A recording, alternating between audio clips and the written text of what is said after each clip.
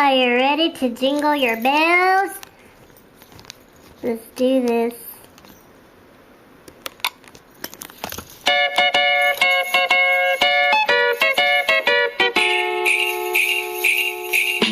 Stroke my, lick my, suck my.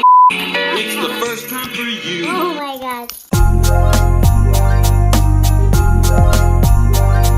Merry Christmas! Merry Christmas. Hi. Okay, hi. Seems the cats are being very loud, as you can hear over the mic. Very vocal. It's fine, though. Welcome to the Christmas episode of You Start. Get Real. okay. This is Get Real, and we watch movies about Christmas. I'm a dumbass. We don't just watch movies about Christmas, but Well, in this episode. in this episode we do. In this episode we do. But anyway, I got Christmas glasses. yes. We're also Halloween glasses. Well, they're, if you recognize them, they're your Linda glasses from the Halloween episode. When you were Linda from Bob's Burgers, and I was Bob from Bob's Burgers. But anyway, you see the Christmas tree behind us. That can only mean one thing. It is time for the Christmas episode of Get Real, and there are so many great Christmas movies that we could have watched for this episode. You know, they did a sequel to A Christmas Story. It was called A Christmas Story Christmas. We were toying with the idea of maybe doing a TV edition of Get Real for the Santa Claus miniseries with Tim Allen, but I heard some things about that show that just made me not want to. Some political things.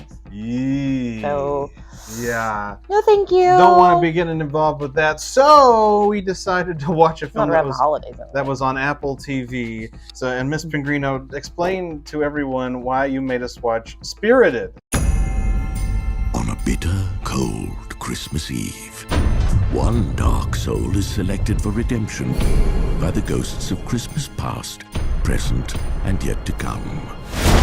A tradition that continues to this very night. Like A Christmas Carol? Yes, if you would just let me get this out. Sit. So, out of all the people on the planet, murderers, people who do gender reveal parties, I'm the guy you're gonna haunt. You know what? Forget it. Because it has Ryan Reynolds, who's hot, and Will Ferrell, who's hilarious. Stop tape for discussion. I mean, they're my faves. That's decent enough reasons, but this was. I mean, you know, I have to admit it wasn't what I was expecting. And what I didn't know, which just made it better for me, was it was a musical. So Oh, even better. And then that's where I drew the line, Miss Pengrino. You see, No, it was great.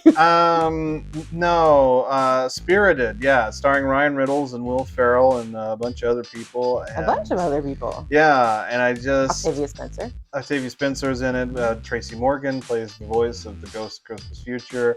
Lots going on in this film. An unmitigated disaster. So, Miss Pengrino, let's just get right into it. What do you think of Spirited? I loved it.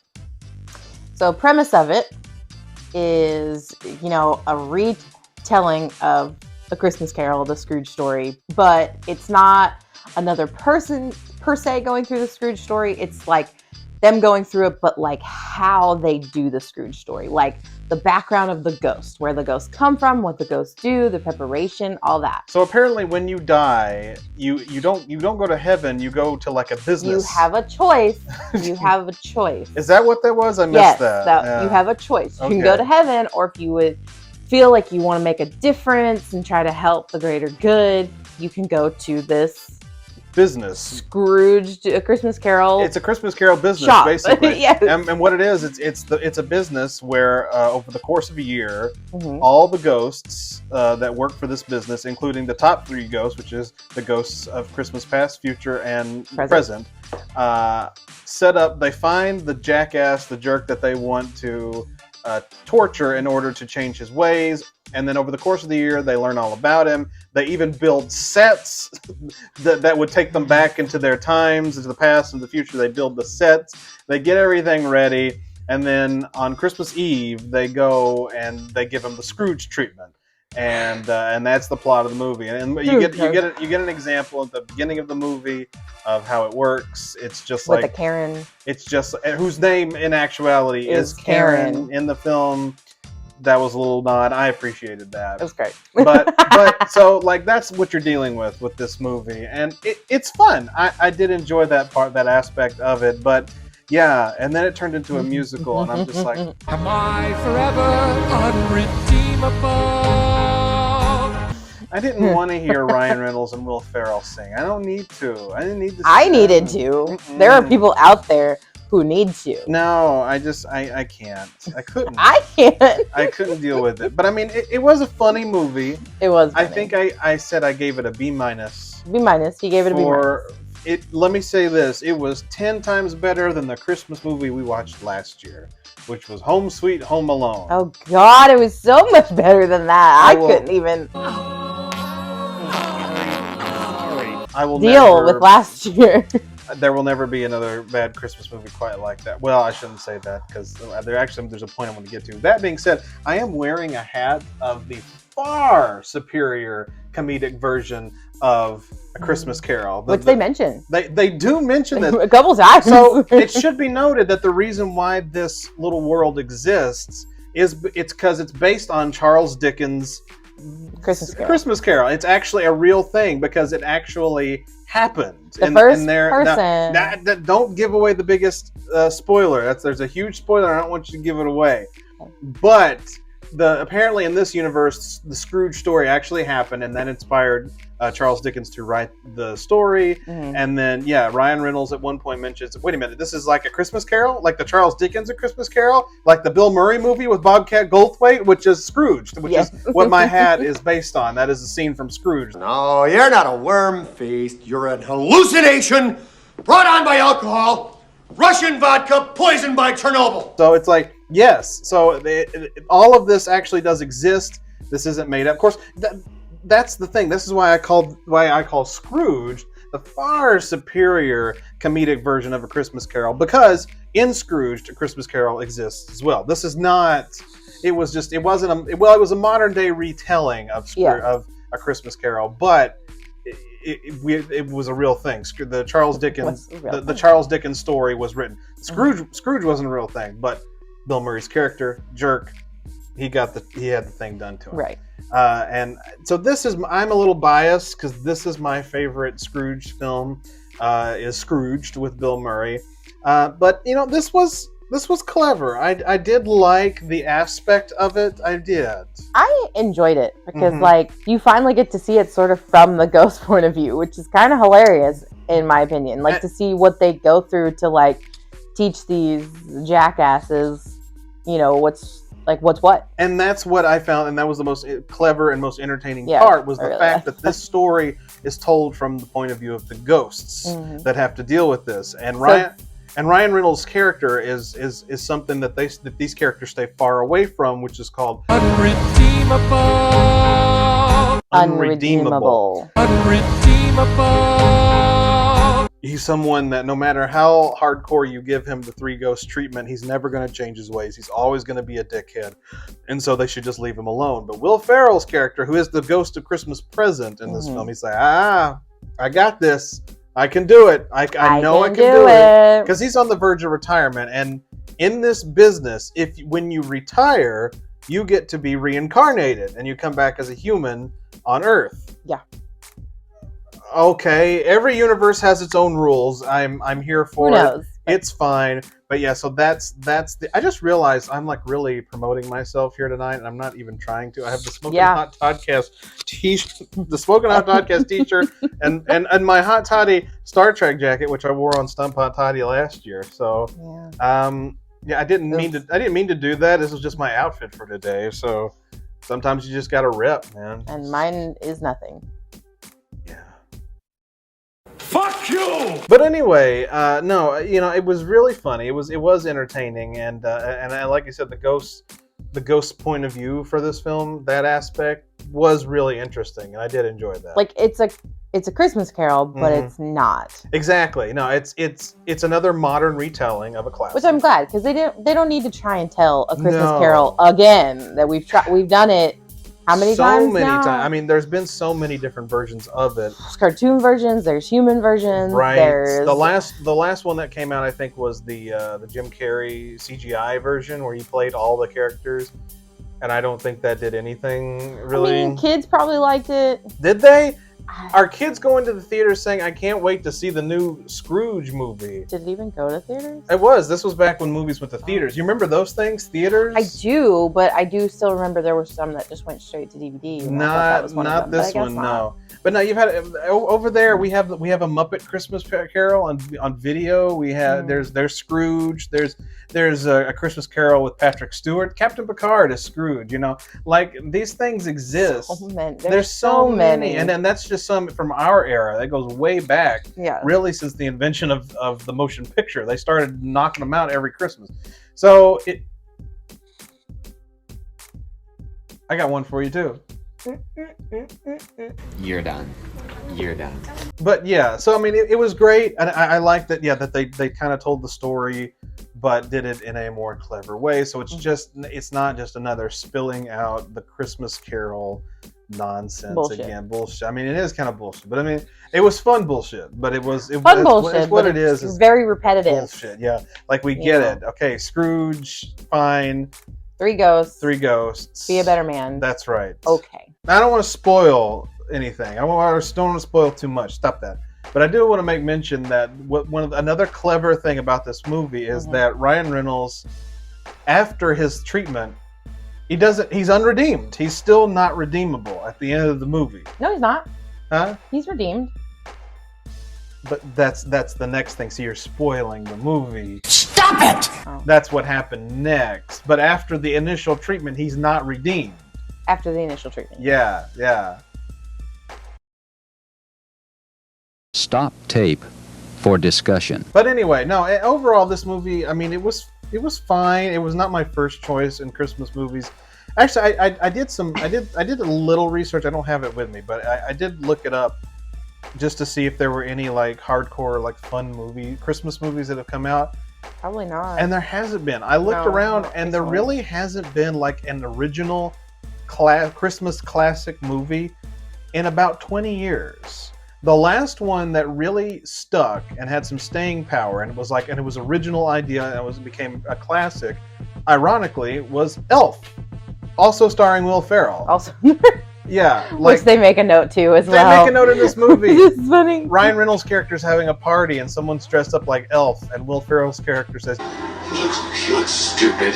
And that's like, that's Elf. I like what you did there. I like what they did. That was another clever thing. Yeah, a little callback there. I like that. 360, bringing it back around. Bringing it back. But my thing is that like, you know, Spirited was good, but it's not. I don't think it's going to have staying power. It's not going to be one you're going to see year after year. It's not going to be one that people care about. It's not going to be one people are going to gravitate to. Here's the thing. What's the thing? It's like any comedy lately.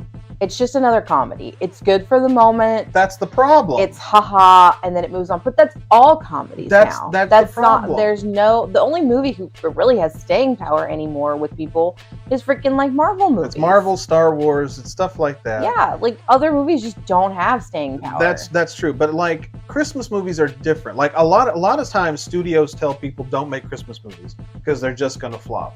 They told every person that wants to do it, I'm not kidding, every director that wanted to do a Christmas movie, they have told them, don't do it. It's going to flop horribly. And from the ashes rises the phoenix, because we have posters of some of the greatest, 5 out of 6, of some of the greatest Christmas movies of all time that have ever been made. 4? Oh, because I have Jingle All the Way up there. And He also has Santa Claus Conquers the Martians. If you're familiar with that film from last year's Toddcast Christmas, well, you know how good it was. 4. Okay, fine. In her opinion, 4, mine 5. But that's a great example, because Jingle All the Way, it had staying power, but to this day, nobody really likes it. But it's always around. People do enjoy it. But movies like The Santa Claus, Home Alone, Scrooge, Christmas Vacation, these are all my all-time favorite Christmas movies.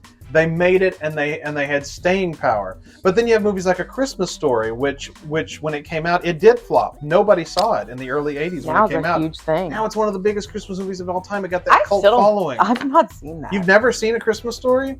See, it's not one of my all-time favorites, but I do try to catch it at least once during its 24-hour run on TBS between Christmas Eve and Christmas Day. I like to watch it at least once. It's not something that really seemed that interesting to me to watch. It's actually a fun little story, but like again, Miracle on 34th Street. Oh, that movie, no, and It's a Wonderful Life. I don't do those movies, but like A Christmas Story, it's fun. It's a cute little film, but it doesn't have like the excitement and humor from like the other films that we talked about. Like, these are, which is probably why I don't really want to probably watch not. It doesn't have that same energy. Doesn't have that same vibe, if you will. I'm not gonna say though that Spirited, I'm not gonna watch over again. I will probably watch it again. You are an exception to that because I don't want to watch it again. I may have to watch it sometime if you want to watch it again, but that's just the way life goes for some people. But no, so the last real film that did anything Christmas-wise was Elf, because in the 20 years since, you've had films like Christmas with the Cranks. Remember that? They had Tim Allen, Tim Allen and Jamie Lee Curtis, and then there was Vince Vaughn and Reese Witherspoon. Which was okay. No, this was my take on that film. And then it was okay. No, and then there was one, I think it was called Tis the Season. Yeah, exactly. You don't. Bad Santa. Oh, now Bad Santa was good, but it's not a Christmas classic. It's just it was a comedy that actually did well. But exactly, you don't remember that one. And if I'm thinking of the right film, I could be thinking of the wrong one, but it's the one where Ben Affleck spends the holidays with his girlfriend's family, and her father is played by James Gandolfini, best known for playing Tony Soprano on The Sopranos. Mm-hmm. So it was like, oh no, dad and boyfriend have to try to get along, and they don't. That's in so many movies. Until they do, and it's like, no. So I mean, like, those are the type of, and then you have like Fred Claus, also with Vince Vaughn. You've had these like weird Christmas movies that have come down the pike, and none of them have really done what they needed to do. Elf was really the last one that has clicked with people, and so it's like a big thing with people too. Right. Like if you look at Freeform's 25 Days of Christmas, there's hardly any Christmas movies in there. For two reasons. One, they're trying to stick more to their Disney properties, because Disney. But Disney doesn't have a whole lot, and even when they did, they played like just the same ones over and over and over, because they're just not. They played Harry Potter for Christmas. They play Toy Story for Christmas. That's not a Christmas movie. It's not. I don't know why they think it is, but it's not. But like that's the kind of things that they do. That's how they handle it, because there's just no new Christmas classics that just. They even tried to make a remake, or I guess a continuation of the old claymation A Year Without a Santa Claus. When did they do that? Last year before. I don't even know about that. See, that's how bad it is. It's like the brothers had to come together and solve something. I don't really know, because I didn't want to see it, because I love the original. This is how bad it is, people. I was not gonna see the second one. This is how bad it is. Because it also wasn't claymation anymore. It was animation. It was computer based, and I'm like, look, those claymation movies are amazing for their claymation. That's the whole point of them. And they're timeless too. And they're timeless. I used to watch those as a kid. Kids today can watch them. That was back in that time when you could do a Christmas thing like that, and it would instantly grab people, and it has a staying power. People still watch A Year Without Santa. People still watch Santa Claus is Coming to Town. People still watch Rudolph the Red-Nosed Reindeer. Frosty the Snowman. They watch them all, Miss Pengrino, and it's because at that time that was like the first time it ever done. But then you started coming up with these these ideas that really grasp you. Santa Claus Conquers the Martians is a terrible movie, but it's an interesting idea. What if Martians came from Mars and kidnapped Santa? That's an interesting take. Interesting. It's a bad movie, but it's like that's creativity at its best. That's creativity. And I'm a big, you know me, I'm big on creativity. So it's like, why can't we just get out there and grab something? So overall, the point of this. But this was creative. Spirited it was not creative. Sticking creative. But it was creative. I give them points. That's why I give it a B-. Every other Christmas film that has come out in the last few years, I give it Fs. No, F-. Well, especially last year's movie. But yeah. But what were you going to say? That one I don't even rate, because it's not worthy No. What was your favorite part? Of Spirited? Yeah. And when it ended? How dare you! No. My favorite part of the film, I guess, was Well, we're waiting. Well, you're putting me on the spot here. I have to think about it. Was there any part that I really chuckled at?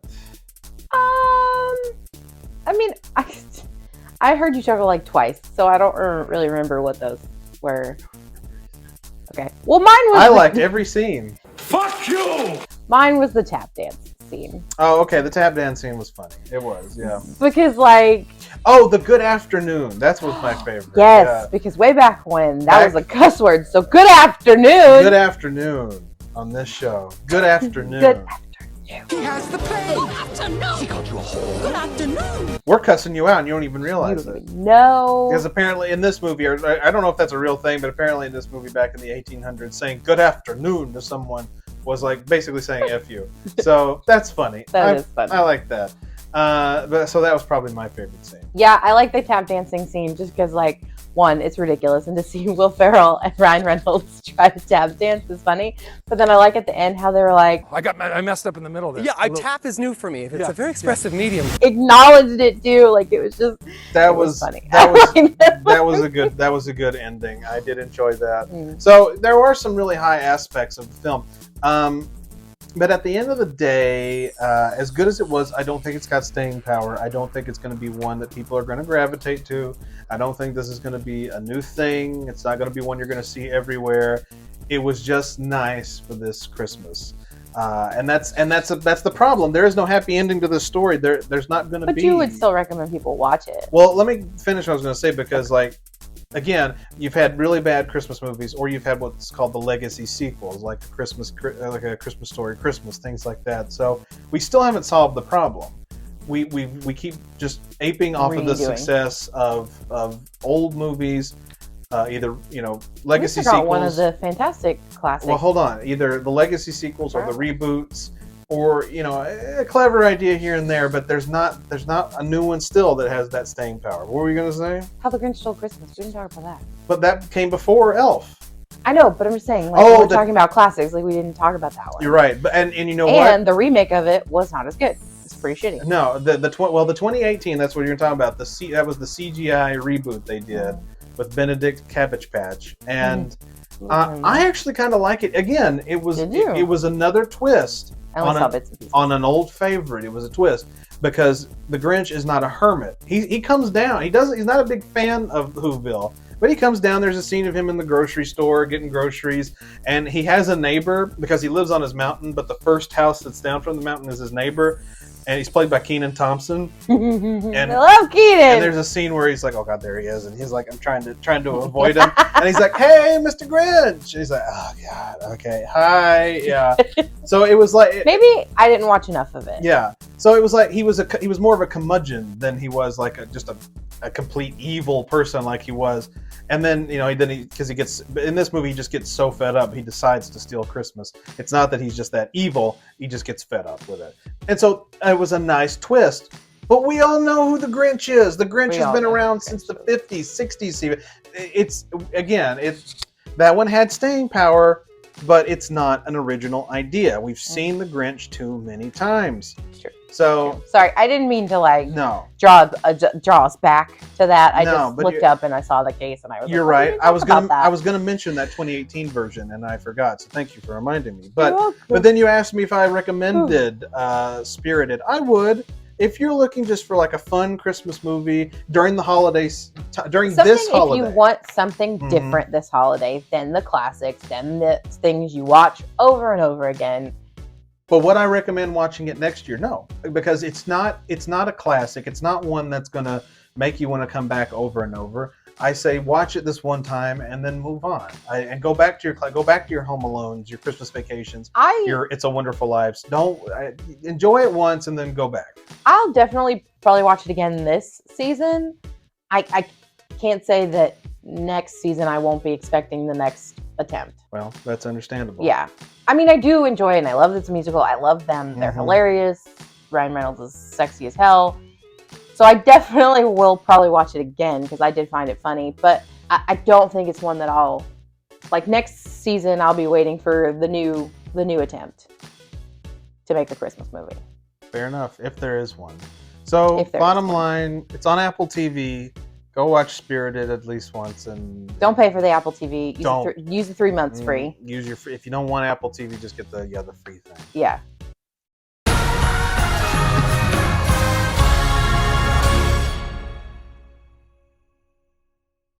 All right, Ms. Pengrino, you ready to give him a show? Let's do this.